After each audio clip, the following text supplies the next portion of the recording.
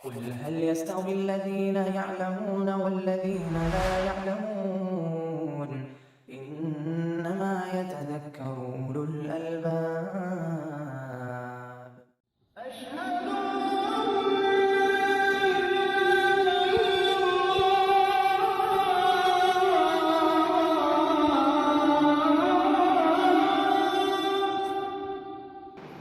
الحمد لله رب العالمين والعاقبة للمتقين والصلاة والسلام على المبعوث رحمة للعالمين محمد وعلى آله وصحبه أجمعين أما بعد فباب سجود السهو وغيره سہو کے سجدوں اور دوسرے قسم کے سجدوں کا بیان، یعنی سجدہ تلاوت،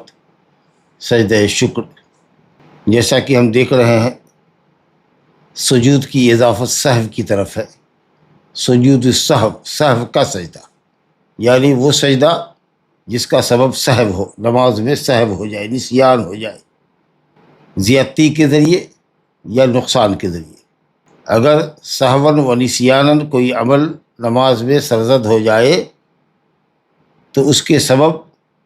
سجدے کا بیان ہے اس میں۔ تو گویا کہ سجدے کی اضافت سبب کی طرف ہوئی، اضافت الشیء الی سببہ، سجدے کا سبب کیا ہے؟ سہو۔ گویا یہ اضافت لام کے معنی ہوئی، یعنی سجود للسہو، سہو کی وجہ سے یہ سجدہ۔ وغیرہ میں تلاوت، سجدہ تلاوت کا بھی بیان آئے گا، کچھ حدیثیں لائے ہیں اس باب میں، اور سجدہ شکر کا بھی بیان ہے۔ سہو جیسا کہ ہم جانتے ہیں نسیان کو کہتے ہیں، غفلت کی بنیاد پر، نسیان کے سبب کوئی عمل سرزد ہو جائے نماز کے اندر، کوئی چیز آدمی بھول جائے، کسی رکعت کا اضافہ ہو جائے، کچھ کمی ہو جائے۔ علامہ ابن الاسیر علامہ جزری بڑے لغوی، بڑے محدث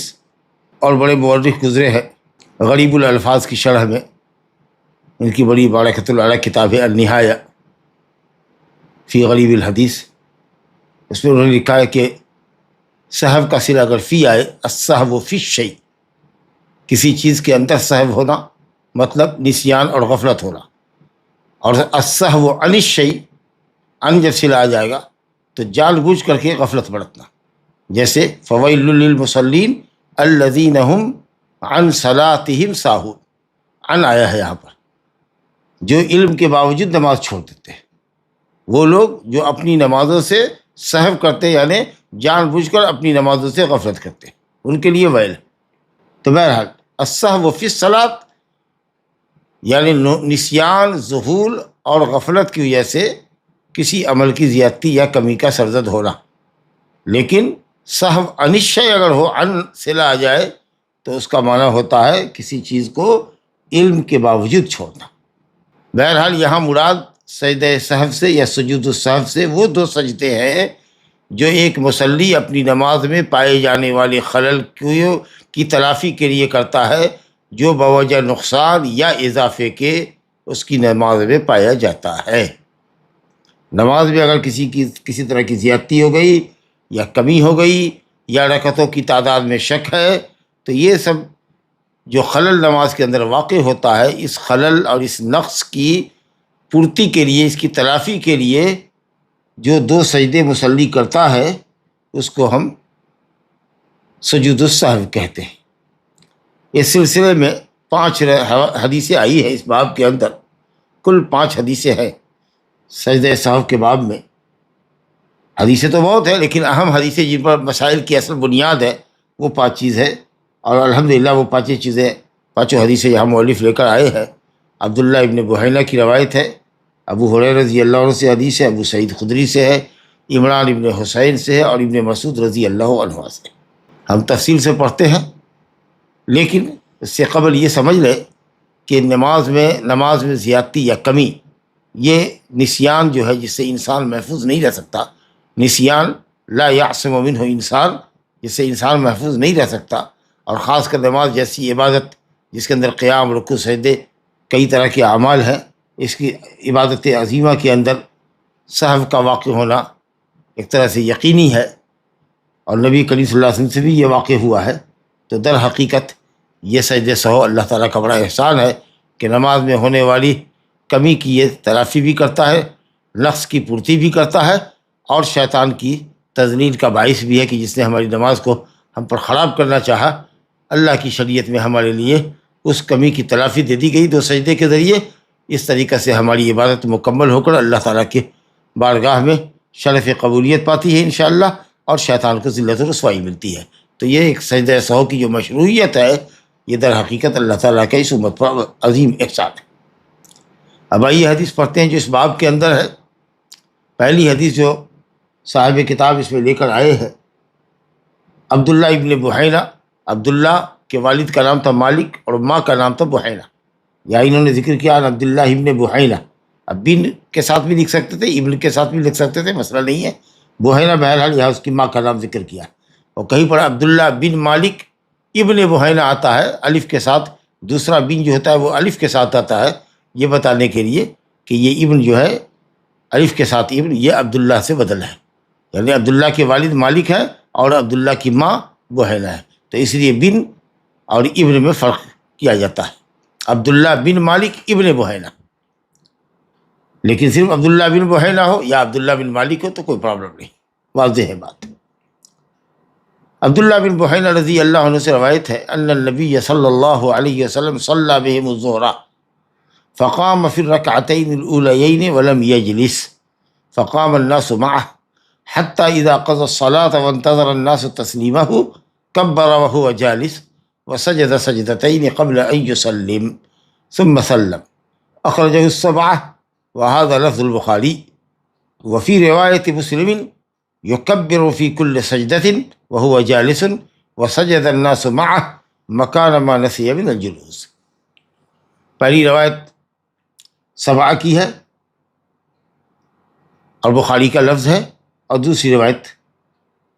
عبداللہ ابن بحینہ ہی کی ہے جس میں مسلم کے الفاظ کا اضافہ ہے، اور اس کا جو فائدہ ہے وہ انشاءاللہ درس شرح میں ذکر کیا جائے گا۔ کہتے ہیں عبداللہ ابن بحینہ کہ نبی کریم صلی اللہ علیہ وسلم نے ان لوگوں کو ظہر کی نماز پڑھائی، فقام فی الرکعتین الاولیین، پہلی 2 رکعتوں کو پڑھنے کے بعد آپ اٹھ کھڑے ہوئے تیسری رکعت کے لیے، ولم یجلس، اور تشہد کے لیے نہیں بیٹھے، پہلی 2 رکعت کے بعد آپ اٹھ گئے بغیر تشہد اول میں بیٹھے ہوئے، ولم یجلس، فقام الناس معه، لوگ بھی آپ کے ساتھ کھڑے ہو گئے۔ اگر امام کھڑا ہو جائے اور لوگوں کو پتہ بھی ہو، اس وقت لوگوں کو پتہ بھی ہو کہ صاحب یہ محل تشہد ہے تو ہم تحیات پڑھ کے اٹھے تو جائز نہیں ہوگا، امام اس لیے بنایا جاتا ہے کہ اس کی اقتدا کی جائے، لہذا آپ اٹھ جائیے، خاص کر کے جب کہ تشہد اول جیسا کہ ہم پہلے بھی پڑھ چکے ہیں کہ یہ واجب ہے، اور زمانۂ نزول وحی میں تو صحابہ کرام کے لیے اقتدا کے بغیر کوئی چارہ ہی نہیں تھا، ممکن ہے کہ سمجھا ہو کہ تشہد کی مشروعیت ختم ہو گئی ہے اول کی، یا کچھ اور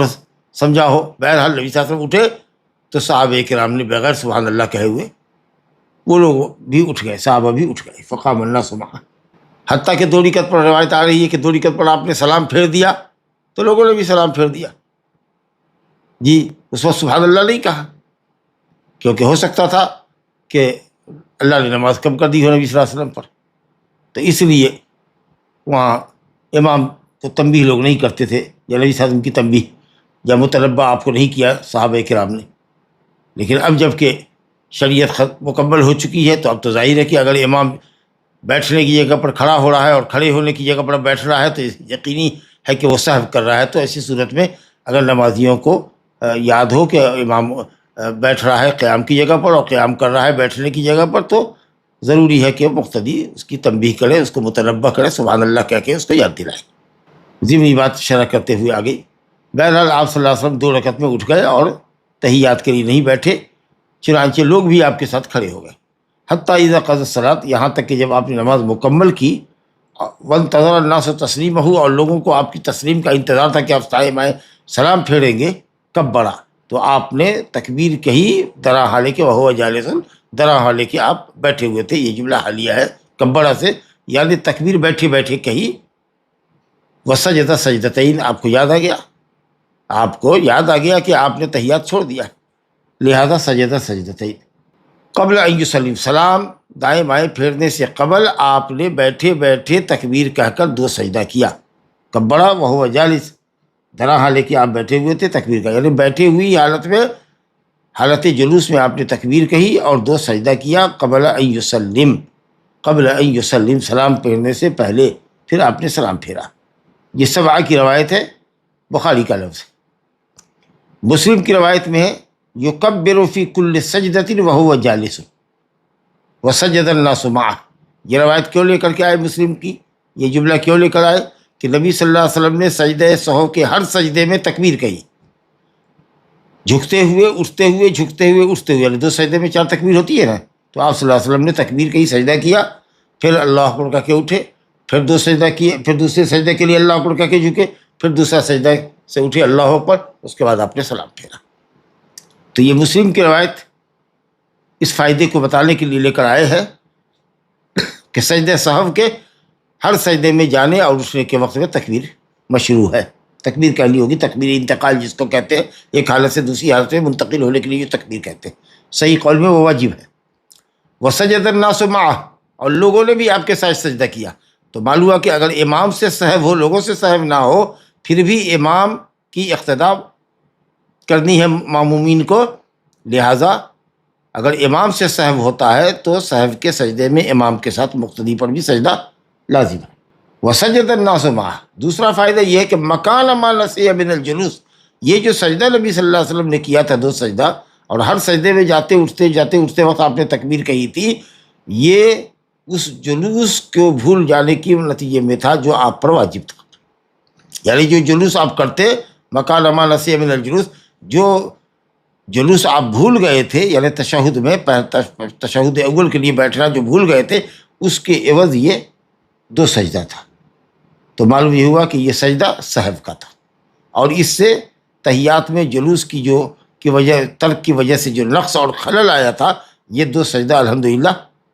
اس سہو کی یا اس نقص کی تلافی کے لیے. تو یہ 2 فائدہ الحمدللہ اس کے اندر ہے.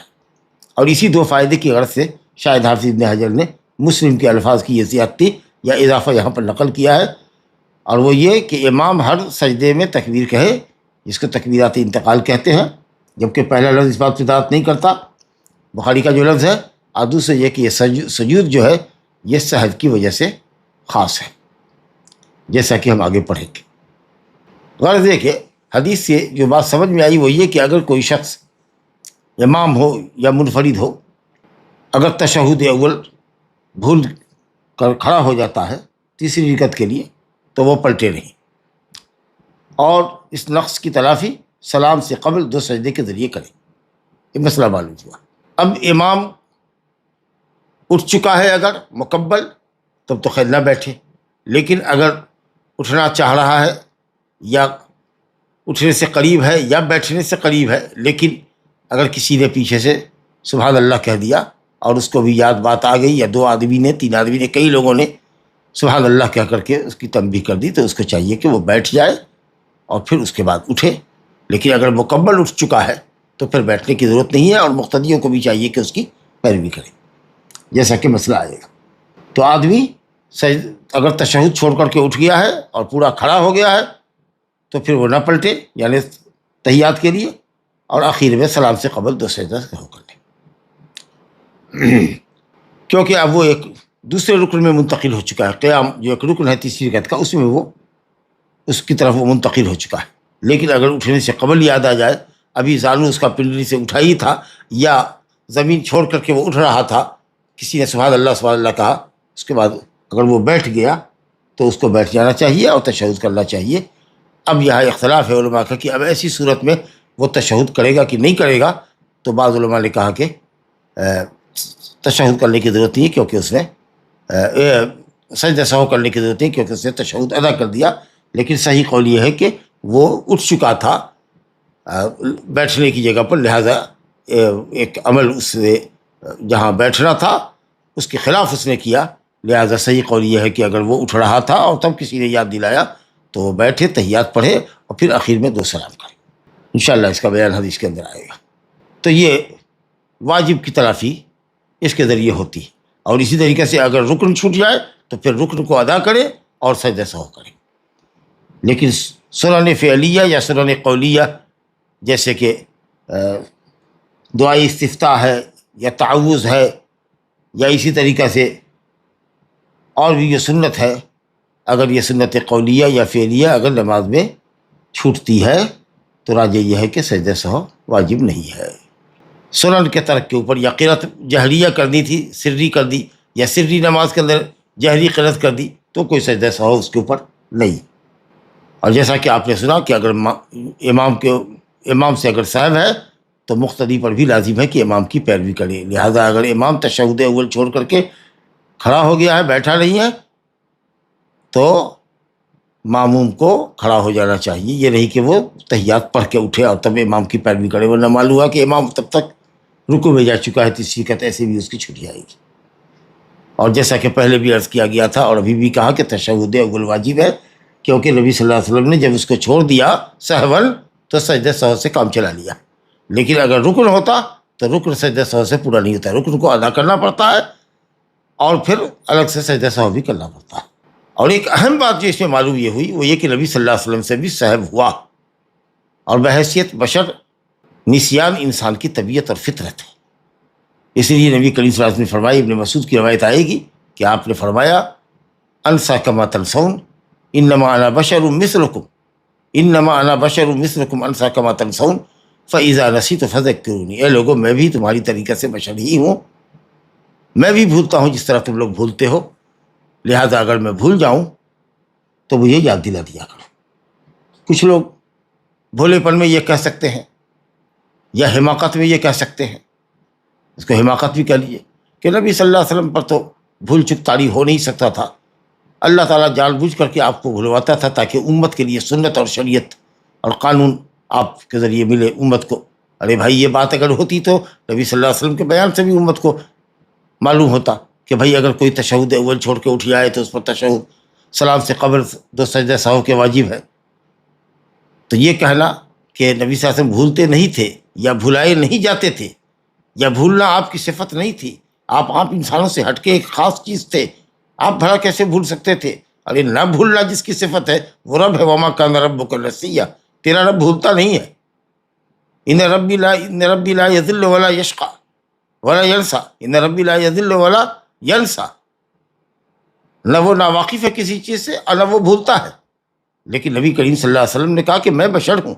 بے اقتضاء بشریت بمقتضاء بشریت میں بھولتا ہوں، لہذا بھولنے کی وجہ بشریت تھی آپ کی۔ جی ٹھیک ہے، اس سے امت کو فائدہ ملا کہ آپ بھولے تو شریعت کا رول آیا، لیکن یہ سمجھنا کہ آپ سے بھول چک نہیں ہو سکتی تھی، آپ اس سے ماوراء کوئی چیز تھے، یہ بات غلط ہے۔ اس سلسلے میں امام مالک کی ایک قول ہے، انی لانسا او انسا لاسنہ، یہ امام مالک کا قول ہے۔ جی یہ حدیث نہیں، جی یہ حدیث نہیں کہ میں البتہ بھولتا ہوں یا بھلایا جاتا ہوں تاکہ قانون شریعت تم کو دے سکوں، یہ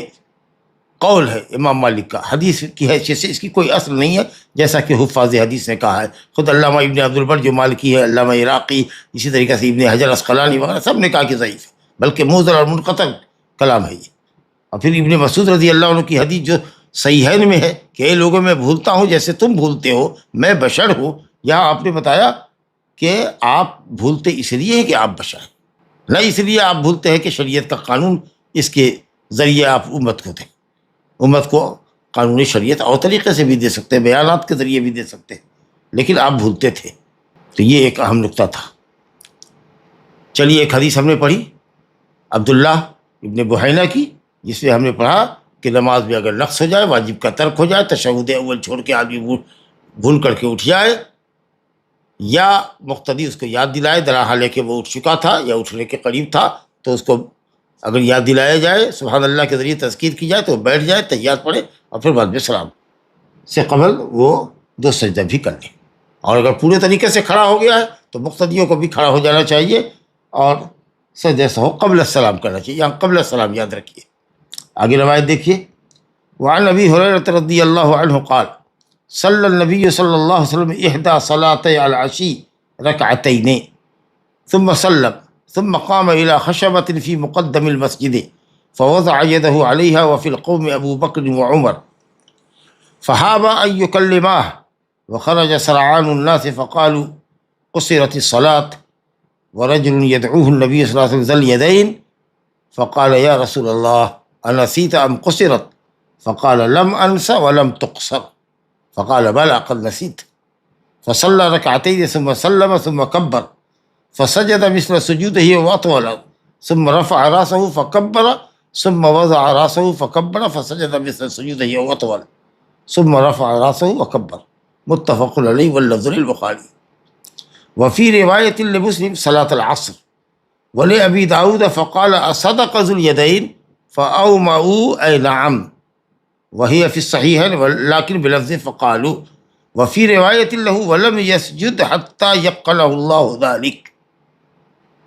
یہ سب جو کئی الفاظ لے کر آئے ہیں فی روایت لمسلم ولأبی داود وہی فی الصحیحین وفی روایت له، اس کا مطلب ہے کہ حدیث کے بہت زیادہ طرق ہیں اور ہر طریق میں کچھ نہ کچھ الفاظ کی کمی اور بیشی ہے جو راویوں کی اختلاف کے نتیجے میں ہے۔ بہرحال یہ حدیث ذو الیدین کے نام سے مشہور ہے، جس میں 2 رکعت پر نبی صلی اللہ علیہ وسلم نے 4 رکعت والی نماز کو 2 رکعت پر آپ نے سلام پھیرا تھا، اس گمان کی بنیاد پر کہ آپ نے نماز مکمل کر لی۔ مشہور حدیث ہے۔ ابو ہریرہ رضی اللہ عنہ سے روایت ہے، آپ نے فرمایا، ابو ہریرہ نے فرمایا کہ نبی کریم صلی اللہ علیہ وسلم نے ہمیں صلی اللہ علیہ وسلم نبی صلی اللہ علیہ وسلم نے نماز پڑھی یا پڑھائی احدی صلاۃ العشی، زوال کے وقت سے لے کر کے غروب آفتاب تک، یا زوال کے بعد سے لے کر کے طلوع فجر صادق تک کے وقت کو عشی کہتے ہیں، اور زوال سے پہلے کا جو وقت ہوتا ہے اس کو غدا کہتے ہیں یا غدوہ کہتے ہیں، اور زوال کے بعد سے لے کر کے غروب آفتاب تک، اور صحیح یہ ہے کہ طلوع صبح صادق تک عشی یا عشاء، اندھیرا۔ تو بہرحال 2 نماز تھی، 4 رکعت والی نماز ہے تو ظاہر ہے کہ کون نماز ہو سکتی ہے؟ ظہر کی اور عصر کی۔ کہتے ہیں احدی صلاۃ العشی، زوال کے بعد کی 4 رکعتوں والی نمازوں میں سے کوئی ایک نماز تھی، رکعت ہے، اس پر 2 رکعت پر آپ نے سلام پھیرا، جس کو یہاں واضح کیا کہ فی روایت لمسلم، مسلم کی ایک روایت میں کہ صلاۃ العصر ہے۔ اچھا، بخاری میں یہ لفظ ایک جگہ آیا ہے، اس کے اندر صلاۃ الظہر ہے۔ اب بعض روایت میں شک ہے کہ دونوں نمازوں میں سے کوئی ایک نماز ہو سکتی ہے، تو ممکن ہے کہ ابو ہریرہ رضی اللہ عنہ کو ہی شک لاحق ہوا ہو اور انہوں نے مختلف اوقات میں مختلف الفاظ بیان کیے ہوں، یا ہو سکتا ہے ان سے روایت کرنے والے ابن سیرین ہیں، ان سے شک ہوا ہو، یا ان میں کے بعد کسی اور راوی سے شک ہو۔ بہرحال چونکہ نماز دونوں ہی زوال کے بعد کی ہے اور دونوں ہی 4 رکعت والی نماز ظہر ہو چاہے عصر ہو، تو الحمدللہ اس اختلاف سے اصل مسئلے پر کوئی فرق نہیں پڑتا۔ تو کہتے کہ زوال کے بعد پڑھی جانے والی 4 رکعتوں میں سے کوئی ایک نماز تھی، ظہر رہی ہو یا عصر رہی ہو، جیسا کہ وضاحت ہے، بعض روایت میں کہ ظہر ہے، بعض روایت میں کہ وہ عصر ہے۔ پھر آپ نے 2 رکعت پڑھی، سلام پھیر دیا، اور ایک لکڑی، موٹی لکڑی، خشوہ غلیظہ، موٹی لکڑی، اور کہا گیا ہے بعض روایت میں ہے کہ کھجور کا تنا تھا جو مسجد کے آگے قبلے کی دیوار کی طرف گڑا ہوا تھا، اس پر آپ جا کر کے آپ نے ٹیک لگایا، ہاتھ رکھا، ٹیک لگایا۔ فوضع یدہ علیہا، اس لکڑی کے اوپر آپ نے ہاتھ رکھا، اس پر ٹیک لگایا آپ نے۔ اور قوم میں یعنی نمازیوں میں ابو بکر عمر رضی اللہ عنہما بھی، جو جلیل القدر صحابی بھی موجود تھے، اور بھی صحابہ موجود تھے، لیکن فحاب ان یکلمہ، ان لوگوں پر ہیبت طاری تھی کہ وہ گفتگو کرے۔ نبی کریم صلی اللہ علیہ وسلم بہت معروف تھے اور بہت باہیبت تھے، جی، کوئی آنکھ ملا نہیں سکتا تھا، آنکھوں میں آنکھیں ڈال نہیں سکتا تھا۔ جو خشیت یا جو خوف کسی کی تعظیم کی وجہ سے ہوتی ہے، جو خشیت یا جو خوف کسی کی تعظیم، کسی کے مقام، مرتبے، صاحب علم، صاحب تقویٰ کے مقام اور مرتبے کی وجہ سے جو خوف انسان کے اندر پیدا ہوتا ہے، اس کو ہیبت کہتے ہیں۔ تو بہت بڑی بات ہے کہ آدمی باروب ہو، باہیبت ہو، اور جتنا جس کے متعلق علم ہوتا ہے کہ یہ آدمی کتنا بڑا آدمی ہے، کتنا ذی علم ہے، کتنا بڑا علامہ ہے۔ شیخ بن باز رحمۃ اللہ علیہ کی مجلس میں کتنے مؤدب ہو کر کے لوگ بولتے تھے، آہستہ سے بولتے تھے۔ شیخ البانی رحمۃ اللہ علیہ کی مجلس کے اندر بھی یہی حال تھا، شیخ ابن عثیمین کے اندر کے یہاں بھی یہی حال تھا۔ جو جتنے بڑے عالم ہوتے ہیں، لوگ ان کے شاگرد ان کے مقام اور مرتبے کو سمجھتے ہیں تو ہیبت زدہ رہتے ہیں، اور بہت سمجھ کے بولنا پڑتا ہے، یا یہ ہے کہ احتیاط کرتے ہیں، خاموشی کو بولنے پر ترجیح دیتے ہیں۔ بہرحال تو یہ حیبت تھی، فہابا یعنی خشیہ، وہ خشیت جو اعظام اور اجلال اور اکرام کی وجہ سے پیدا ہو۔ تو بہرحال حیبت کی وجہ سے ان لوگوں نے کلام نہیں کیا، 2 رکعت پر سلام پھیرا، مسجد کے سامنے جو قبلے کی دیوار میں جو لکڑی تھی اس پر جا کے ٹیک لگایا۔ ابو بکر و عمر مجلس میں موجود ہیں لیکن حیبت سے کلام نہیں کر رہے ہیں، اور جو جلد باز لوگ تھے جو سلام پھیرنے کے ساتھ ہی مسجد سے نکل جاتے ہیں، اس زمانے میں بھی تھے، آج بھی ہیں اور رہیں گے، تو یہ جلد باز لوگ نکل گئے یہ کہتے ہوئے کہ نماز کم کر دی گئی، نماز کم کر دی گئی، نماز کم کر دی گئی۔ وَرَجُلٌ يَدْعُوهُ النبی صلی اللہ علیہ وسلم، ایک آدمی مجلس میں تھا جو بھی بیٹھا تھا، بیٹھنے والے لوگوں میں تھا، جس کو نبی صلی اللہ علیہ وسلم ذل یدین کہتے تھے۔ یدعوہ کا مفعول ہے، یا بعض روایتیں یقال لہ ذل یدین، جس کو ذل یدین کہتے تھے۔ یہ ذل یدین جو اس کا لقب تھا، یہ بندہ ذل یدین جس کو خرباق سلمی جس کا نام تھا، جی اس نے کہا، اس نے جسارت کی، خرباق نے جس کو ذل یدین کہتے تھے، ہاتھ میں درادی تھی، ہاتھ کچھ لمبے اس کے دادے تھے، تو آپ صلی اللہ علیہ وسلم ذل یدین کہتے تھے۔ اس نے ہمت جٹائی اور کہا یا رسول اللہ انسیت ام قصرت، کیا آپ بھول گئے یا نماز کم کر دی گئی؟ آپ نے کہا لم انسا، میں نہیں بھولا، ولم تقصر، اور نہ نماز کم کی گئی۔ یہ لم انسا آپ نے کہا میں نہیں بھولا، یہ غالب گمان کی بنیاد پر، کیونکہ آپ کا غالب گمان یہ تھا کہ ہم نے نماز مکمل کی، لیکن یہ جو کہا ولم تقصر، نماز کم نہیں کی گئی ہے، یہ یقین پر مبنی تھا، کیونکہ 4 رکعت تھی ظہر کی نماز، مدینے میں آ کے ہوئی تھی، 2 سے 4 بنی تھی، لہذا 4 سے 2 ہونے کا کم کیے جانے کا سوال نہیں تھا۔ تو یہ کہنا کہ نماز کم نہیں کی گئی ہے، ظہر کی یا عصر کی ہو، 4 رکعت وہ تو ہے، یہ بات تو اپنی جگہ ٹھیک ہے، یہ بات تو مبنی پر یقین ہے، لیکن آپ نے یہ جو کہا کہ لم سے میں بھولا نہیں ہوں، یہ اپنے گمان غالب کی بنیاد پر کہ آپ نے اپنے حساب سے سمجھا تھا کہ ہم نے نماز مکمل کی ہے، 4 رکعت پڑھا ہے، اس لیے آپ نے کہا کہ میں بھولا نہیں، اپنے گمان کے حساب سے آپ نے یہ کہا، کیونکہ آپ سمجھ رہے تھے کہ آپ نے نماز مکمل کی ہے، 4 کی 4 پڑھی۔ تو جب آپ نے کہا نہ میں بھولا ہوں اور نہ نماز کم ہوئی ہے یا کم کی گئی ہے، تب ذل یدین نے سمجھ لیا کہ جب نماز کم ہوئی نہیں ہے، شریعت میں کوئی تبدیلی نہیں آئی ہے اور 4 کی 4 ہی ہے، تو بلا شبہ یہی بات یقینی ہے کہ نبی صلی اللہ علیہ وسلم بھولے ہیں، تو اس لیے پورے یقین کے ساتھ ذل یدین نے کہا بلا ہاں قد نسیتا، یقیناً آپ بھولے، فصلی رکعتین، تو کیا ذل یدین ہی کی بات آپ نے لے کر کے نماز مکمل کر دی، یا آپ نے قوم کی طرف دیکھا؟ روایتوں میں کہ آپ نے ابو بکر عمر کو دیکھا تو انہوں نے اشارہ کیا سر سے، اے نام ہاں، یعنی صدق ذل یدین، آپ نے کہا صدق ذل یدین، ذل یدین نے کیا سچ کہا؟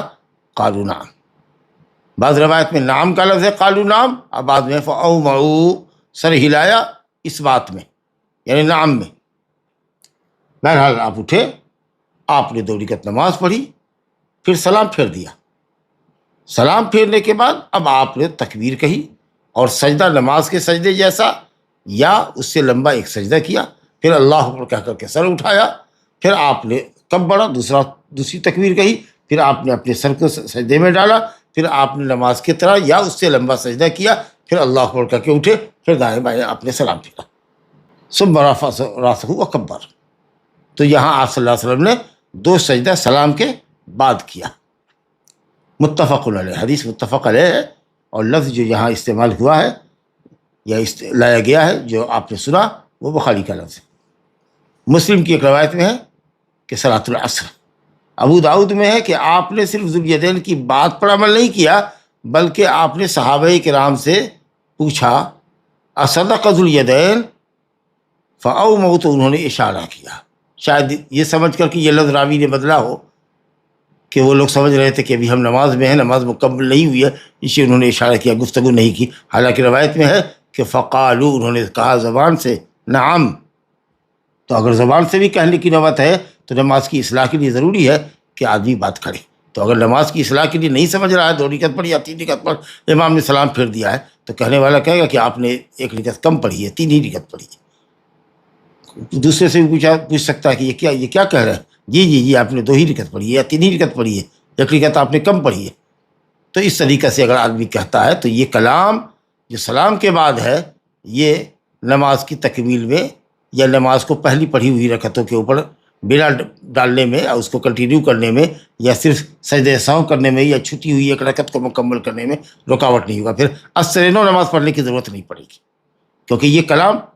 مجبوری کی بنیاد پر ہے۔ نماز کی اصلاح و درستگی کے لیے.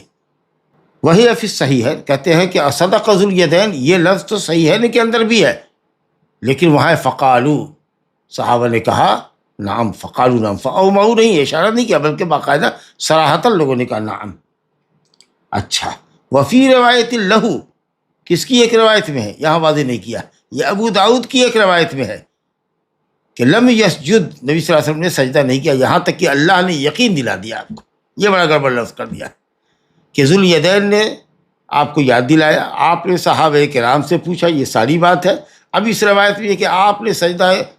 نہیں کیا مگر کب، جبکہ اللہ نے آپ کو یقین دلایا، یعنی اللہ نے وحی کی کہ واقعی آپ بھولے ہیں، یا لوگوں کے کہنے پر اور لوگوں کی تائید، جو ذو الیدین کی جو لوگوں نے تائید کی، ان تائیدات کی وجہ سے نبی صلی اللہ علیہ وسلم کو بھی اللہ نے یاد دلا دیا اور آپ بھی اندر سے مطمئن ہو گئے کہ ہاں ہم نے 2 ہی رکعت پڑھا ہے. تو وہ سارا کنفیوژن دور ہوا. یہ گویا کہ یقین کی کیفیت اللہ نے پیدا کر دی یا یاد دلا دیا آپ کو، تو آپ نے کیا. یہ ذو الیدین کے کہنے پر یا صحابہ کے کہنے پر نہیں کیا. یہ جو لفظ ہے یہ بڑا گڑبڑ ہے بھائی. اس کا مطلب یہ کہ آپ نے ذو الیدین یا لوگوں کی تائید پر نہیں دیا، حالانکہ یہ زیادتی منکر ہے، منکر باطل زیادتی، کیونکہ یہ حدیث ابو داؤد کے الفاظ میں ہے جی، اور اس کی سند کے اندر محمد بن کثیر نام کا جو شخص ہے وہ منکر روایتیں بیان کیا کرتا ہے، خاص کر کے اوزاعی سے. اس لیے یہ بالکل غلط ہے. حتیٰ یقنہ اللہ کا جو لفظ ہے کہ اللہ نے آپ کو یقین آپ کے دل میں پیدا کر دیا، یعنی وہی آ گئی یا آپ کو یاد دلا دیا اللہ نے، یہ جو بات کہی ہے یہ غلط ہے. ذو الیدین نے کہا، ذو الیدین کی تصدیق صحابہ کرام وہاں جو موجود تھے انہوں نے کی، خاص کر ابو بکر و عمر نے جب کہا نام، تو آپ صلی اللہ علیہ وسلم اٹھے اور آپ نے 2 رکعت نماز پڑھی. تو یہ جو ہے اس روایت کے اندر ابو ہریرہ کی اس قصے کے اندر جو روایت آئی ہے ابو داؤد میں، محمد بن کثیر ہے، اس نے اوزاعی سے روایت کیا ہے، انہوں نے زہری سے، انہوں نے سعید بن مسیب سے، ابو سلمہ سے، عبید اللہ بن عبداللہ سے، اور ان سب نے ابو ہریرہ سے جو واقعہ بیان کیا ہے اس میں ہے کہ ولم یسجد سجدۃ السہو، آپ نے سہو کے سجدے نہیں کیے یہاں تک کہ اللہ نے آپ کو یقین دلا دیا. اس اضافے کے ساتھ یہ حدیث منکر ہے، کیونکہ محمد بن کثیر بن ابی عطا اوزاعی سے خاص کر منکر روایتیں نقل کرتا ہے. بہرحال اس حدیث کی بہت ساری طرق ہے اور اہل علم نے بہت سارے فوائد مستنبط کیے ہیں. بعض لوگوں نے تو الحمدللہ 150 کے قریب اس حدیث سے مسائل اخذ کیا. چلیے صاحب، احدی صلاۃ العشی میں ہم پڑھ چکے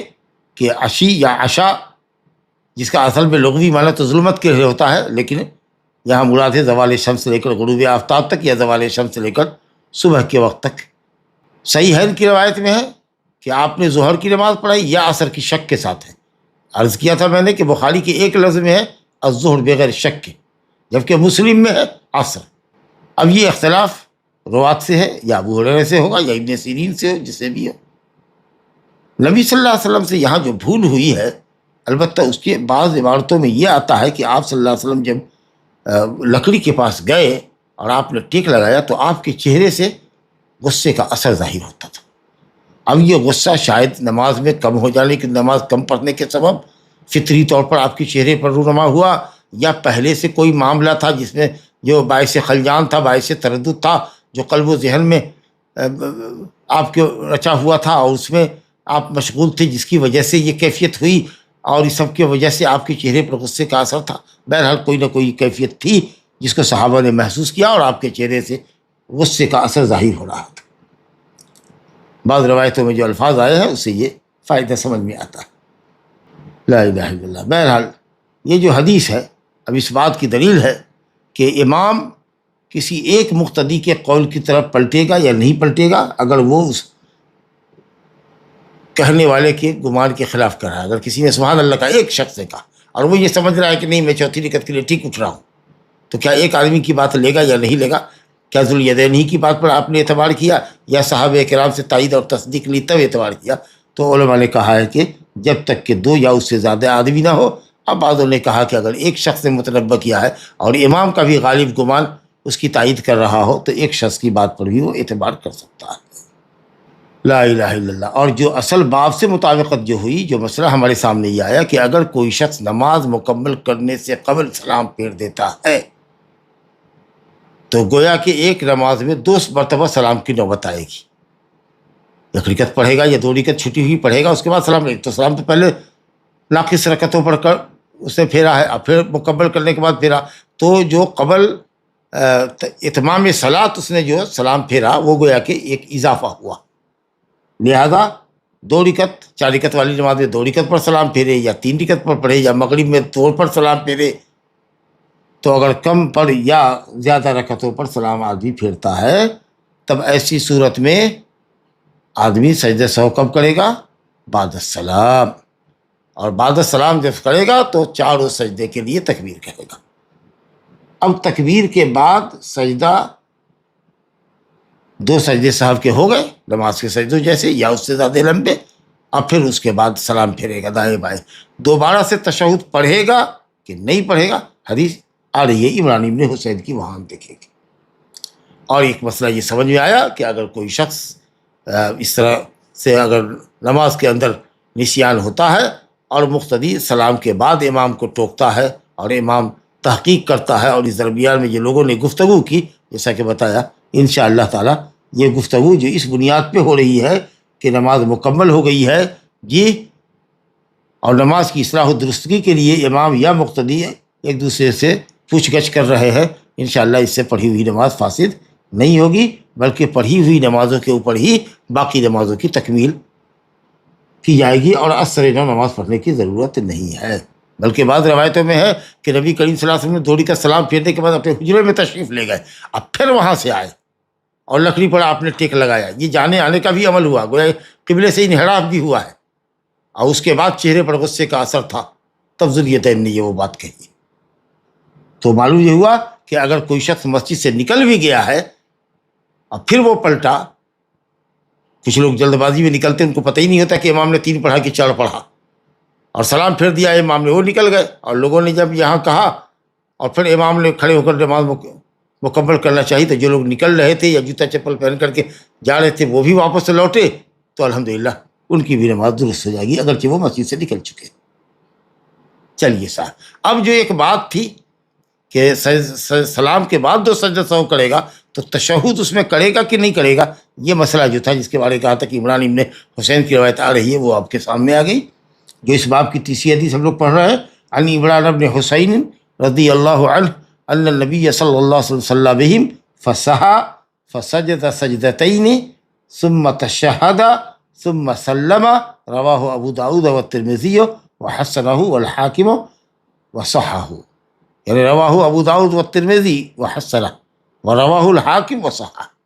حدیث کو ابو داؤد اور ترمذی نے روایت کی ہے, امام ترمذی نے حسن کہا ہے اور حاکم نے اس کی تصحیح کی ہے, حدیث کو صحیح قرار دیا. کیا ہے حدیث؟ عمران بن حسین رضی اللہ عنہ, حسین بالصاد, حسین رضی اللہ, عمران ابن حسین رضی اللہ عنہ سے روایت ہے کہ نبی صلی اللہ علیہ وسلم نے انہیں نماز پڑھائی, سہو ہو گیا آپ سے, ایسا سہو جس میں سجدہ سہو بعد السلام کرتے ہیں, 3 رکعت پر سلام پھیرا تھا, روایت آئے گی آگے. فسجد سجدتین, کبھی کسی نماز میں عصر کی نماز میں اس دن 3 رکعت پر سلام ہوا تھا. فسجد سجدتین, تو ظاہر ہے کہ جب 3 پڑھا اور پھر بعد میں جب 1 رکعت کی یاد دہانی کرائی گئی تو آپ نے نماز پلٹائی, 1 رکعت پڑھی, گویا کہ 2 سلام کیا, تو نماز میں 1 سلام کا اضافہ ہو گیا جو پہلا سلام تھا. تو اس لیے ایسی صورت میں قبل بعد السلام سجدہ ہونا ہے, تو اس لیے یہ سجدہ بعد السلام کا ہے. بہرحال نبی صلی اللہ علیہ وسلم سے صحب ہوا, جیسا کہ تفصیل بتائی کہ وہ صاحب عصر کی نماز میں 3 رکعت پر سلام پھیرنے کیا صحب تھا. ایسی صورت میں 2 سجدے صحب کے آپ نے بعد السلام کیے, پھر 2 سجدہ جب صحب کا ہو گیا تو آپ نے تشہد پڑھا, تشہد میں بیٹھے تیار درود دعا پڑھی, پھر سلام پھیرا. جی یہ جو حدیث ہے جس پر حافظ ابن حجر نے کوئی ریمارک نہیں کیا ہے, ترمذی کی تحسین کو اور حاکم کی تصحیح کو باقی رکھا ہے, اپنا کوئی ریمارک نہیں کیا, بلکہ حاکم نے یہ کہا ہے کہ یہ حدیث صحیحین کی شرط پر ہے, حالانکہ یہ بات صحیح نہیں ہے. اس کی سند میں ایک بندہ ہے اشعث بن عبد الملک, اشعث بن عبد الملک الحمرانی, راوی تو ثقہ ہے لیکن خالد حذا سے روایت کرنے والی ایک فقہا کی حفاظ متقنین کی ایک جماعت ہے, شعبہ ہے, وہیب ہے، اسماعیل بن علیہ ہے، یہ سب اشعث سے بڑے اونچے پائے کے محدث ہے، اسقا ہے۔ تو اگر یہ اشعث بن عبد الملک حمرانی جو کہ ثقہ ہے، اگرچہ بخاری میں اس کی کوئی روایت نہیں ہے، لیکن ثقہ ہو کر کے بھی اس نے خالد حذا کے شاگردوں کی مخالفت کی، تو جب ثقہ راوی اسقا کی مخالفت کرے تو اس زیادتی کو یا اس اضافے کو کیا کہتے ہیں؟ شاذ کہتے ہیں، اور شاذ منکر کی قبیل سے ہے، ضعیف کی قبیل سے۔ اس لیے اشعث کے علاوہ جتنے لوگوں نے روایت کی ہے، چنانچہ مسلم میں یہی حدیث آئی ہے خالد حذا سے، ابو قلابہ سے، ابو المحلب سے، عمران ابن حسین سے، کہ رسول اللہ صلی اللہ علیہ وسلم نے عصر کی نماز پڑھائی، 3 رکعت پر سلام پھیرا، پھر گھر میں داخل ہوئے، پھر آپ باہر آئے، ایک شخص جس کا نام خرباق تھا، جس کے ہاتھ میں درازی تھی، اس نے آپ کو یاد دلایا، اور وہ ساری بات ہوئی، غصہ آپ پر جھلک رہا تھا، چادر گھسیٹتے ہوئے آئے، یہاں تک کہ لوگوں تک پہنچے۔ اس کے بعد کیا ذوالیدین نے صحیح کہا ہاں، تو آپ نے 1 رکعت پڑھی، سلام پھیرا، پھر سجدہ سہو سجدہ کیا، ثم سلم، پھر آپ نے سلام پھیرا۔ لہذا یہ تشہد کا جو ذکر اشعث نے کیا ہے، یہ زیادتی شاذہ ہے، لا الہ الا اللہ۔ بہرحال ایسی صورت میں کہ جب کہ قبل از وقت سلام پھیر دیا جائے، رکعتوں کے اتمام سے قبل سلام پھیر دیا جائے اور پھر نماز مکمل کرے، تو ایک سلام کا اضافہ جو نماز میں اضافہ سمجھا جائے گا، ایسی صورت میں سجدہ سہو بعد السلام ہوگا، اور صحیح قول یہ ہے کہ بلا تشہد سلام پھیرے گا۔ لیکن تشہد کر کے سلام پھیرنے کا جو قول ہے یہ جمہور کا ہے۔ خود حنابلہ بھی ایک قول میں، مالکیہ اور حنفیہ کہتے ہیں کہ سجدہ سہو بعد السلام ہوگا تو تشہد پڑھ کے پھر سلام پھیرا جائے گا، لیکن حنابلہ کا ایک قول اور امام شافعی رحمۃ اللہ علیہ کا قول، جس کو شیخ الاسلام ابن تیمیہ نے پسند کیا ہے، اور عمران بن حسین کی جو مسلم کی حدیث ہے، ان تمام روایتوں کی روشنی میں محققین علماء جیسے ابن عبد البر ہے، مالکی ہے، اس کے باوجود بھی وہ کہتے ہیں کہ نہیں، دلیل کی روشنی میں جو قول ہے وہ صحیح یہی ہے کہ تشہد کے بغیر سلام پھیرے گا، کیونکہ اگر تشہد ہوتا تو ہماری طرف وہ ہمارے لیے وہ لوگ اس کو نقل کیے ہوتے، منقول ہوتا وہ، سمجھا نا۔ لہذا جو ایک حدیث ہے جس کو بیان کیا ہے اشعث بن عبد الملک حمرانی نے خالد حذا سے، یہ اس کی ان کا یہ اضافہ شاذ ہے۔ ابن عبد البر کہتے ہیں اما التشہد فی سجدہ السہو بعد السلام جو سجدہ سہو کیا جاتا ہے، اس کے بعد 2 سجدے کے بعد تشہد پڑھنا، لا احفظہ من وجہ صحیح عن نبی صلی اللہ علیہ وسلم، میں کسی صحیح صنعت سے نبی صلی اللہ علیہ وسلم کے حوالے سے اس کو نہیں جانتا۔ علامہ نووی نے بھی کہا کہ کوئی حدیث صحیح نہیں ہے اس سلسلے کے اندر، لہذا یہ جو ابھی ہمارے باب میں عمران بن حسین کی روایت ہے، جس کو ترمذی نے حسن اور حاکم نے صحیح کہا ہے، حقیقت یہ ہے کہ وہ شاذ روایت ہے جو ضعیف کے حکم میں ہے، اور انشاءاللہ یہی راجح ہے کہ بعد السلام سجدہ سہو کی حالت میں صرف 2 سجدہ کریں گے اور دائیں بائیں سلام پھیریں گے۔ اب آئیے صاحب، 3 حدیث ہو گئی ہمارے سامنے، ایک چوتھی حدیث دیکھیے۔ عن ابی سعید الخدری قال قال رسول اللہ صلی اللہ علیہ وسلم اذا شک احدکم فی صلاته فلم يدر كم صلى 3 ام 4 فليطرح الشك وليبني على ما استيقن ثم يسجد سجدتين قبل ان يسلم فان كان صلى 5 شفعنا له صلاته وان كان صلى تماما كانتا ترغيما للشيطان رواہ مسلم۔ یہ شک کی حالت ہے کہ اگر نماز کی رکعتوں میں شک ہو جائے تو کیا کرے۔ اس سلسلے میں 2 روایتیں، ایک ابو سعید خدری کی، ایک ابو ہریرہ رضی اللہ عنہ کی آ رہی ہے۔ ابو سعید خدری رضی اللہ عنہ سے روایت ہے، کہتے ہیں کہ رسول اللہ صلی اللہ علیہ وسلم نے فرمایا کہ جب تم میں سے کوئی اپنی نماز میں شک میں مبتلا ہو جائے، یا شک اس پر طاری ہو جائے کہ وہ نہ جان پائے کہ اس نے کتنی رکعت پڑھی، 3 پڑھی کہ 4 پڑھی، 3 پڑھی کہ 4 پڑھی، تو ایسی صورت میں فلیطرح الشک، وہ شک کو ہٹائے اور یقین پر نماز کو مکمل کرے۔ ولیبنی علی ما استیقن، یہ یقین ہے کہ کون سی رکعت ہے، اس کے اوپر اپنی نماز کو بنا ڈالے، یعنی مکمل کرے، دیوار اپنی نماز کی مکمل کرے، ختم کرے، مکمل کرے اپنے یقین پر۔ تو اگر یقین کی کیفیت ہو تب نہ اس کے اوپر بنا ڈالے گا،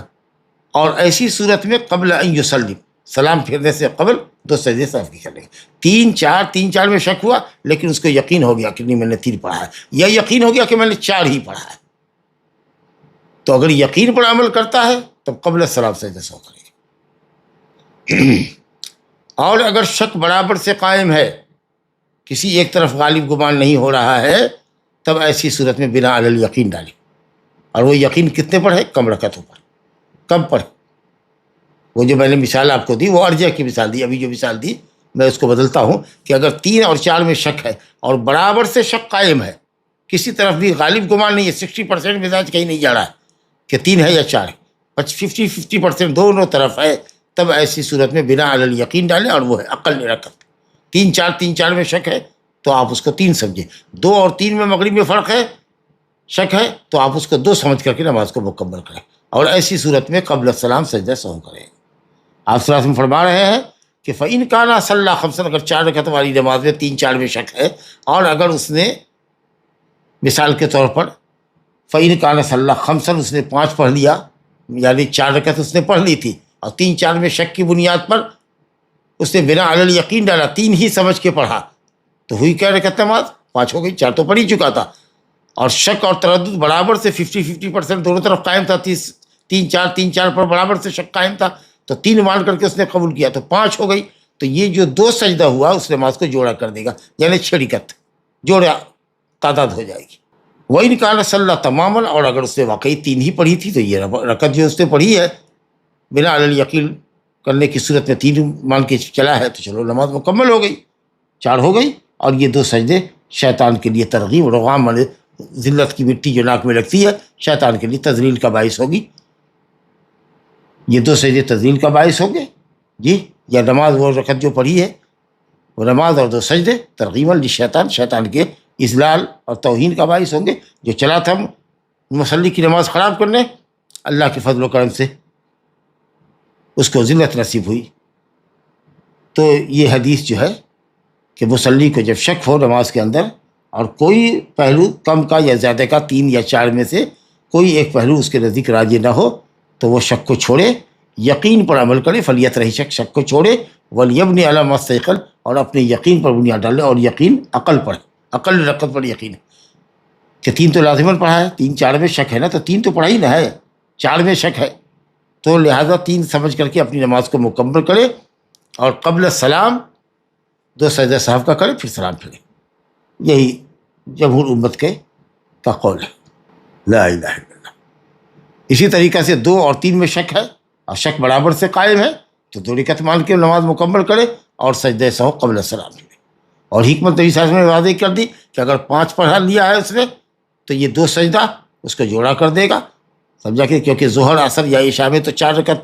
مطلوب ہے، اور یہ 4 جو ہے جوڑا ہے، 2 4 رکعت، 3 ہے نا وہ نہ اوڈ ہے یا طاق ہے، 4 جوڑا ہے، تو اسے کہا کہ جوڑا بن جائے گی۔ اور اگر نہیں 3 پڑھا تھا تو یہ 1 رکعت جو اس نے پڑھی وہ 4 نماز کو مکمل کر رہی ہے، اور یہ 2 سجدہ جو ہے وہ شیطان کی تذلیل کا باعث بنے گا۔ تو ایسی صورت میں قبل السلام کریں گے۔ تو معلوم ہوا کہ اب تک ہم نے 2 حالت پڑھی قبل السلام کی۔ ایک حالت تو یہ پڑھی جو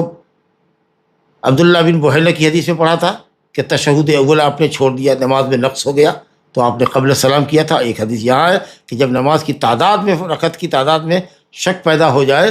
اور کوئی ایک پہلو غالب نہ ہو، دماغ میں شک برابر سے قائم رہے، تو ایسی صورت میں بنا علی الیقین ڈالے گا اور قبل السلام سجدہ سہو کرے گا۔ تو تشہد اول چھوڑنے میں قبل السلام سجدہ سہو کرے گا، اور نماز کی رکعتوں میں تعداد میں شک ہو جائے اور کوئی ایک پہلو غالب اس کے دماغ میں نہ ہو، تو ایسی صورت میں بنا علی الیقین ڈال کر کے قبل السلام سجدہ سہو کرے گا۔ یہ 2 حالت قبل السلام کی ہوئی۔ اور 2 رکعت پر سلام پھیر دیا یا 3 پر سلام پھیر دیا، پھر 1 رکعت مکمل کی یا 2 رکعت مکمل کی، تو ہم ابو ہریرہ کی روایت جو ذوالیدین والی تھی اس کو پڑھ کے آیا ہے، اور عمران بن حسین کی کہ سجدہ سہو بعد السلام ہوگا۔ اب ایک شکل یہاں بھی دیکھیے، علی بن مسعود رضی اللہ عنہ، یہ 5ویں حدیث باب کی، کہتے ہیں صلی اللہ رسول اللہ علیہ وسلم نے نماز پڑھی، فلما سلم، جب سلام پڑھ آپ نے پھیر دیا، قیل لہ، آپ سے کہا گیا، یا رسول اللہ احدث فی الصلاۃ شیء، کیا نماز میں کوئی چیز پیدا ہوئی ہے، کوئی نئی چیز پیدا ہو گئی ہے، کوئی نیا قانون آ گیا ہے؟ آپ نے کہا وما ذالک، وہ کیا؟ تو آپ نے، لوگوں نے کہا صلیت کذا و کذا، آپ نے ایسا اور ایسے نماز پڑھی، یعنی آپ نے 1 رکعت زیادہ پڑھی۔ نبی کریم صلی اللہ علیہ وسلم نے فصنع رجلیہ، آپ نے دونوں پیروں کو موڑا، اور قبلہ کی طرف آپ نے استقبال کیا، قبلے کی طرف استقبال کیا. یہ نہیں کہ 5 پڑھا تھا تو 6 رکعت پورا کرنے کے لیے کھڑے ہو جائے. جی 5 ایک رکعت تو آلریڈی پہلے ہی زیادہ ہو چکی ہے غلطی سے، اب یہ جان بوجھ کر کے آپ دوسری رکعت پڑھ رہے ہیں. تو آپ نے صرف اپنے دونوں پیر کو موڑا اور قبلہ کا استقبال کیا اور 2 سجدے سہو کے کیے، پھر آپ نے سلام پھیر دیا. اور اس کے بعد صحابہ کی طرف متوجہ ہوئی اور کہا کہ دیکھو اگر نماز میں کوئی چیز انہ لو حدث فی الصلاۃ شیء انبأتکم بہ، اگر نماز میں کوئی چیز پیدا ہوتی تو میں پہلے ضرور تم کو خبر کرتا، لیکن انما انا بشر، میں بھی بشر ہوں، انما میں بھی بشر ہوں، انسا کما تنسون، جیسے تم لوگ بھولتے ہو ویسے میں بھولتا ہوں. فإذا نسیت فذکرونی، لہٰذا جب مجھ سے بھول ہو جائے تو تم یاد دلایا کرو نماز کے اندر. اللہ اکبر اللہ. اور یہاں آپ رول دے رہے ہیں وَإِذَا شَكَّ أَحَدُكُمْ فِي صَلَاتِهِ، اگر تم میں سے کسی شخص کو اس کی نماز کی رکعتوں کی تعداد میں شک پڑ جائے فَلْيَتَحَرِّ الصَّوَابَ، فَلْيَتَحَرِّ الصَّوَابَ، ثواب ساتھ سے درستگی کو ٹٹولے. درستگی کو ٹٹولے کا مطلب یہ ہے کہ دیکھے کہ اسے کیا ہے، کرنا کیا ہے، غالب گمان اس کا کدھر ہے. فَلْيَتَحَرِّ الصَّوَابَ کا مطلب یہ ہے کہ وہ غلبہ گمان پر عمل کرے، تحری کرے کہ راجے اس کے نزدیک کیا ہے، 3 ہے یا 4، 3 ہے یا 4، جس طرف بھی جائے غالب گمان 3 پڑ جائے کہ 4 پڑ جائے، اگر غلبہ گمان پر عمل کرتا ہے تو رسول اللہ صلی اللہ علیہ وسلم نے فرمایا کہ ایسی صورت میں نماز کو مکمل کرے غلبہ گمان پر. ثم لیسجد سجدتین، پھر 2 سجدہ کرے. اب یہ سجدہ قبل سلام کرے گا کہ بعد سلام کرے گا، متفق علیہ. اس روایت میں تو نہیں ہے، دوسرا لفظ جو بخاری کا لفظ آیا ہے اس کے اندر ہے فلیتم، نماز مکمل کرے، ثم یسلم، پھر سلام پھر ثم یسجد. الحمدللہ واضح ہو گیا کہ یہاں یہ سجدہ جو ہوگا شک کی بنیاد پر جب آدمی غلبہ گمان پر عمل کرے گا تو ایسی صورت میں سجدہ سہو بعد السلام کرے گا. اور شک کی بنیاد پر اگر شک برابر سے قائم رہا تو یقین پر عمل کرے گا، جیسا کہ عمران کی روایت میں بھی پڑھا، تو قبل السلام سجدہ کرے گا، قبل السلام سجدہ سہو کرے گا. اور اگر گمان غالب پر عمل کر رہا ہے، 60% مزاج ہے کہ 3 رکعت ہے، یا 60% 70% مزاج ہے کہ 4 ہے، تو اس پر اگر وہ اپنی نماز کو مکمل کر رہا ہے تب ایسی صورت میں بعد السلام کرے گا. گویا شک کی حالت میں 2 ہوگی کہ گمان کسی ایک طرف غالب جا رہا ہے، اگر غلبہ گمان پر آپ نے عمل کیا ہے تو سجدہ سہو بعد السلام کرنا ہے، اور اگر کسی ایک پہلو پر غالب گمان نہیں ہو رہا ہے تو ایسی صورت میں اگر شک برابر سے قائم ہے تو آپ عقل پر بنیاد نماز کھڑی کریں اور نماز مکمل کریں. 3 اور 4 میں شک ہے یا 2 اور 3 میں شک ہے تو 2 لیں یا 3 لیں، 2 اور 3 لیں. چلیے صاحب، تو بخاری میں روایت آ گئی کہ نماز مکمل کرے، سلام پھیرے، پھر سجدہ سہو کرے. اور مسلم یہ ہے کہ نبی کریم صلی اللہ علیہ وسلم نے، اللہ اکبر کتنا فائدہ ہے. دیکھیے ترک جمع جانے سے اور ترک کو جمع کرنے سے فائدہ کتنا زبردست ہوتا ہے. مسلم کی روایت ہے کہ اللہ نبی صلی اللہ علیہ وسلم سجدتي السهو بعد السلام والکلام. نبی کریم صلی اللہ علیہ وسلم نے یہاں جو سجدہ کیا تھا، جو ابن مسعود کی روایت میں آیا ہے کہ وہ آپ نے سجدہ سہو سلام کے بعد اور کلام کے بعد کیا تھا. یعنی سلام تو پھیرا ہی تھا، اور کہنے والے نے کہا کہ یا رسول اللہ احدث شیء فی الصلاۃ، یا حدث فی الصلاۃ شیء، کہ نماز میں کوئی چیز نہیں پیدا ہوئی. آپ نے کہا وہ کیا؟ اب وہ ساری گفتگو دیکھا کہ آپ کے اور صحابہ کے درمیان ہوئی ہے، تو یہ سب سلام کے بعد ہوا ہے، اور نماز کی اصلاح و درستگی کے لیے کلام کی نوبت آئی ہے. لہٰذا یہ کلام جو ہے نماز کو مکمل کرنے میں حرج نہیں ہوگا، جیسا کہ پہلے سے بھی بات آ رہی ہے کہ سلام کے بعد اور سجدہ سہو سے قبل جو گفتگو ہوئی ہے وہ مؤثر نہیں ہوگی، نماز کو خراب نہیں کرے گی، کیونکہ یہ گفتگو نماز کی مصلحت کے لیے ہے. دوسری بات یہ معلوم ہوئی کہ اگر کوئی شخص مصلی 1 رکعت زیادہ کر دے، 5 رکعت مثلا ظہر میں پڑھ لے، تو سلام کے بعد 2 سجدہ سہو کرے گا. کچھ لوگ کہتے ہیں، حنفیہ کہتے ہیں کہ نہیں بھائی چلو دیکھنا پڑے گا کہ ایک رکعت اور مکمل کرے. بھائی کیوں مکمل کرے؟ وہ کہتے ہیں کہ یا تو اس میں بقدر تحیات بیٹھا ہوگا یا بقدر تحیات نہیں بیٹھا ہوگا. اگر بقدر تحیات بیٹھ گیا تو فرض اس کی ہو گئی وہی، بغیر سلام کے بقدر تحیات 4تھی رکعت میں اگر بیٹھا ہوگا تو اس کی نماز ہو گئی. 1 رکعت اس نے زیادہ پڑھی ہے، 1 رکعت اور پڑھ لے تاکہ یہ 2 رکعت سنت ہو جائے گی. اور اگر بقدر تحیات نہیں پڑھا ہے اس نے تو پھر اس کی نماز باطل ہے. اب یہاں بتائیے کیا شکل ہے؟ نبی صلی اللہ علیہ وسلم نے یا تو بقدر تحیات جلوس کیا ہوگا، تو اگر بقدر جلوس کیا آپ کی تھیوری کے مطابق تو نبی صلی اللہ علیہ وسلم کو 1 رکعت پڑھنا چاہیے تھا. اور اگر بقدر تحیات 4تھی رکعت میں آپ نہیں بیٹھے تو آپ کو اثر نو نماز پلٹانی چاہیے تھی. یہ شکل بھی آپ نے نہیں کی بلکہ آپ نے صرف 2 سجدے پر اکتفا کیا. تو شریعت یہاں کچھ کہہ رہی ہے اور ان کی عقلیت کچھ اور کہہ رہی ہے. تو اگر 5 رکعت ہو جائے یا 3 فجر مغرب میں 4 ہو جائے تو رکعتوں کا اضافہ نہیں کرنا ہے بلکہ 2 سجدہ بعد السلام کرنا ہے. اور اگر نماز کے لیے جیسے ہی 5ویں رکعت کے لیے مثال کے طور پر اٹھاتا امام اور اس کو یاد آیا کہ یہ تو 5ویں رکعت ہے، وہ بیٹھ گیا اسی وقت، تو الحمدللہ اس کو اسی وقت بیٹھ جانا چاہیے اور پھر نماز کو مکمل کرنا چاہیے اور تحیہ سلام کے بعد سجدہ سہو کرنا چاہیے. بہرحال یہ مسئلہ آپ کے سامنے آ گیا. تو اب یہاں ہمارے پاس 2 صورت ہوئی. بعد السلام کی 2 صورت کیا ہوئی کہ جب نماز میں کمی ہو جائے یا اضافہ ہو جائے تو بعد السلام ہو. دوسری شکل یہ کہ نماز کی رکعتوں کی تعداد میں شک ہو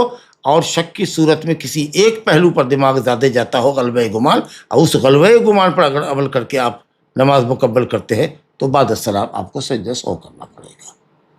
باب ما جاء فی السجود للشک. چلیے اب ایک روایت اسی سجدے، یہ شک کے سلسلے کی ایک روایت ہے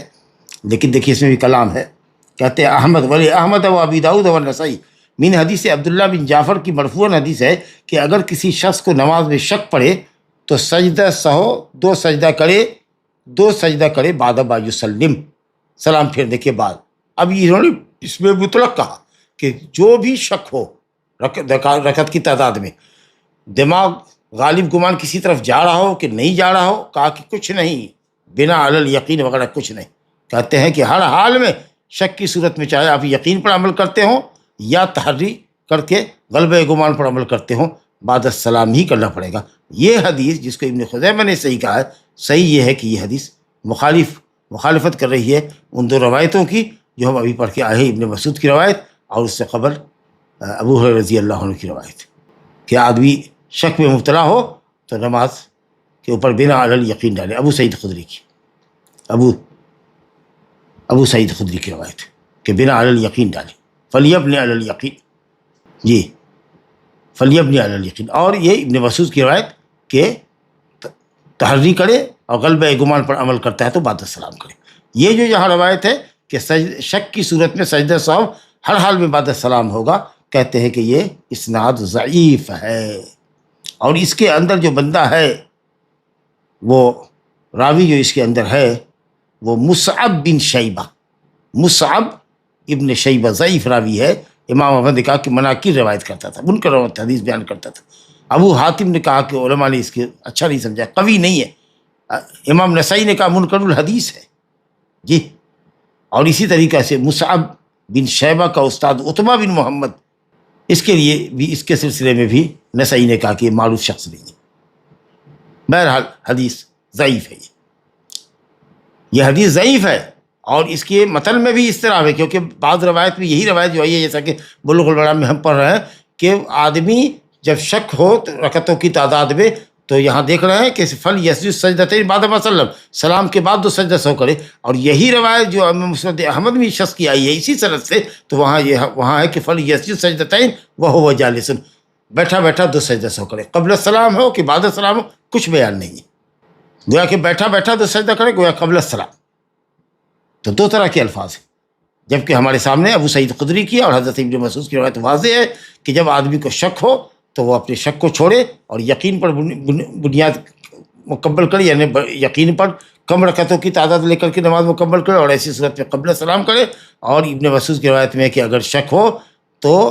غلبہ گمان فلیتحری ثواب، تحری کرے، غلبہ گمان پر اگر عمل کرتا ہے تو سجدہ سہو بعد السلام کرے. تو یہ حدیث ان دونوں حدیث کی مخالفت بھی کر رہی ہے، خود اس کی متن میں اختلاف ہے اور اس کی سند کے اندر مصعب بن شیبہ ضعیف منکر راوی ہے اور اس کا استاد عتبہ بن محمد بھی غیر معروف شخص ہے. اس لیے خود امام البانی رحمۃ اللہ علیہ نے بھی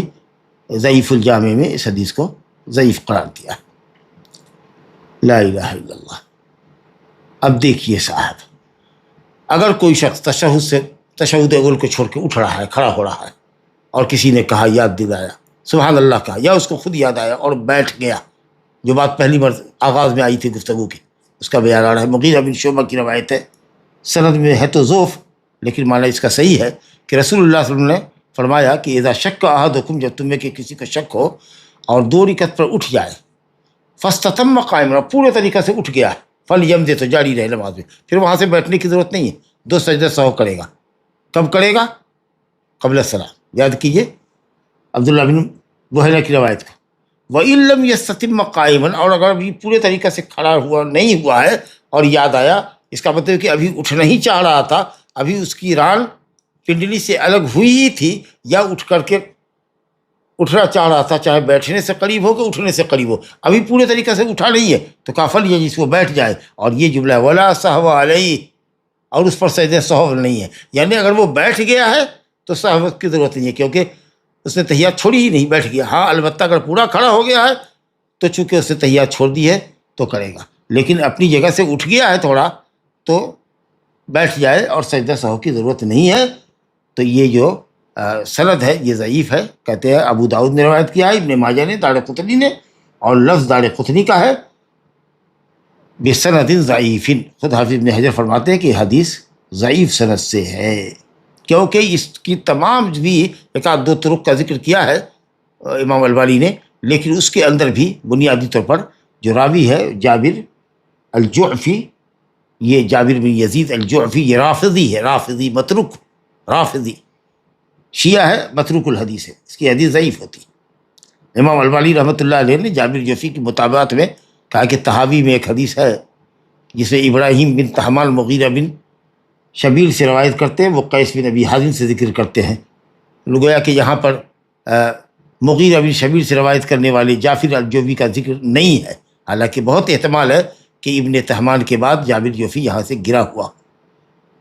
اسی لیے شعیب ارناؤوط اور دوسرے محققین نے لکھا ہے کہ تحاوی کے مطبوع نسخے سے جابر جعفی کا نام گر گیا ہے، لہٰذا یہ حدیث بھی مطابعت کے اعتبار سے بھی صحیح نہیں ہو رہی ہے، حدیث ضعیف ہے. جی لہٰذا اگر کوئی شخص جب حدیث ضعیف ہوئی تو قعود سے آپ جیسے ہی اٹھنا چاہ رہے تھے اور آپ کو سبحان اللہ کہا گیا اور پھر آپ بیٹھ گئے، تو چونکہ محل جلوس سے آپ دوسرے کیفیت میں منتقل ہو رہے تھے، اس لیے اگر آپ بیٹھ بھی گئے تو آپ کو سجدہ سہو کرنا پڑے گا. ہاں البتہ کھڑے ہو گئے تو بیٹھنا نہیں ہے، لیکن اگر بیٹھنے سے قریب ہیں یا ابھی پورے طریقے سے کھڑے نہیں ہوئے تو آپ بیٹھ جائیے، تشہد کر لیجئے، لیکن سجدہ سہو بہرحال آپ کو کرنا پڑے گا، کیونکہ آپ محل جلوس سے قیام کی طرف اٹھ گئے تھے، اور یہ ایک طرح کا نماز میں اضافہ ہے. اور آثار صحابہ حضرت انس وغیرہ کے بھی آثار ہیں، جیسا کہ حافظ ابن حجر نے ذکر کیا ہے تلخیص الحبیر میں. لہذا راج یہی ہے کہ اگر آدمی اٹھنے والا ہے، اٹھنے کی پوزیشن میں آ گیا اور پھر تسبیح کے ذریعے کسی نے یاد دلا دیا اور وہ بیٹھ گیا، تو اس کو سجدہ سہو لازم ہے قبل السلام. اب ایک حدیث اور ہے چھوٹی سی سجدہ سہو کے تعلق سے، سہو الامام یتحملہ الماموم کے باب کے تحت اس کو آپ سمجھ سکتے ہیں. اس حدیث پر اگر عنوان لگانا چاہیں، حضرت عمر رضی اللہ عنہ نبی صلی اللہ علیہ وسلم سے روایت کرتے ہیں کہ اس شخص پر کوئی سہو نہیں ہے جو امام کے پیچھے. بہت بات ٹھیک ہے، اگر امام سہو کرے تو اس پر بھی ہے، مقتدی پر بھی، کہ امام سے غلطی ہوئی ہے، سہو ہوئی ہے، تو امام کی غلطی میں اور سہو میں جو سجدہ اس پر لازم ہے وہ تمام مقتدیوں کو ہے. لیکن اگر مقتدی سے سہو ہوا، مثلا امام تشہد میں بیٹھا ہے، اب وہ سیدھے دوسری رکعت کے بعد اسے سوچا تھا کہ بندہ تیسری رکعت پڑھ چکا ہے، چوتھی کے لیے اٹھا، سیدھے وہ اٹھتا چلا گیا انگلی کے سرے پر گھٹنے پر ٹیک لگاتے ہوئے، اور جیسے وہ کھڑا ہوا تو دیکھا کہ ارے امام اور سارے لوگ بیٹھے ہوئے، بندہ جلدی سے بیٹھ گیا، یا جہاں بیٹھنا چاہیے تھا وہاں وہ کھڑا ہو گیا، جہاں کھڑا ہونا چاہیے تھا وہاں وہ تحیات میں بیٹھ گیا. تو یہ جو سہو ہوا ہے امام مقتدی سے، اس پر اس کے لیے کوئی سجدہ سہو کا نہیں ہے. جی امام سے سہو کا، امام کے سہو میں مقتدی شریک رہے گا، لیکن اگر مقتدی سے خود کسی رکعت میں امام کے پیچھے سہو ہو جاتا ہے تو وہ سجدہ سہو نہیں کرے گا، الا یہ کہ اگر وہ مسبوق ہے، ایک رکعت یا دو رکعت مسبوق ہے، بعد میں اس نے پڑھی ہے اور اس میں اس کو کوئی شبہ ہو گیا ہے، یا یہ ہے کہ صاحب امام کے ساتھ ہی اگر کوئی غلطی کر گیا ہے، صاحب جو سجدہ سہو واجب کرتا ہے اور بعد میں اس کو رکعت پڑھنی ہے، تو ایسے شخص کے لیے بہتر ہے، یا ایسے شخص کے اوپر سجدہ سہو لازم آئے گا. اچھا ایک حدیث چھوٹی سی اور ہے، صوبان کی، وہ نبی صلی اللہ علیہ وسلم سے روایت کرتے ہیں، کہتے ہیں کہ نبی صلی اللہ علیہ وسلم لکل سہو سجدتان بعد ما یسلم، ہر سہو کے لیے 2 سجدہ ہے سلام کے بعد، ہر سہو کے لیے 2 سجدہ ہے سلام کے بعد. اب بتائیے، تو اس کا مطلب یہ کہ اگر نماز میں کئی مرتبہ اگر سہو ہو جائے، کسی نے رکوع کے اندر سبحان ربی العظیم چھوڑ دیا، اور یہ تصویر رکوع میں حنابلہ کی واجب ہے، سجدے کے اندر سبحان ربی الاعلیٰ چھوڑ دیا، یا اور پھر دوسری رکعت کے اندر دوسری رکعت کے بعد تحیات میں بیٹھنا چھوڑ دیا، تو اگر ہر تحیات کے بعد، ہر سہو کے بعد 2 سجدہ ہے، تو ہونا یہ چاہیے تھا کہ جیسے سہو ہو 2 سجدہ ہو جائے، لیکن تمام سہو حقیقت یہ ہے یا صحیح یہ ہے کہ ایک دوسرے میں داخل ہے، اسی لیے سجدہ سہو کو اخیر میں رکھا گیا ہے قبل السلام یا بعد السلام، تاکہ جتنے بھی طرح کے سہو ہوں گے اس سب کے لیے صرف 2 سجدہ سہو کا کافی ہوگا۔ لہذا یہ کہنا کہ ہر سہو کے لیے 2 سجدہ ہے اور وہ بھی ہر حالت میں سلام کے بعد ہے، ابو داؤد کی روایت ہے، ابن ماجہ کی روایت ہے، اور سند اس کی ضعیف ہے۔ کہتے ہیں کہ اس کی سند میں زہیر بن سالم العنسی، جس کو ہمسی بھی کہتے ہیں، یہ منکر الحدیث راوی ہے۔ اسے ثوبان رضی اللہ عنہ سے روایت کی ہے، حالانکہ اسے سنا نہیں ہے۔ ھذا وباللہ التوفیق۔ یہاں تک سجدہ سہو کا باب تھا، بیان تھا۔ اب اسی باب کے اندر سجدہ تلاوت اور سجدہ شکر کا بیان ہوگا، جو انشاءاللہ اگلے درس میں پڑھا جائے گا۔ ھذا وباللہ التوفیق۔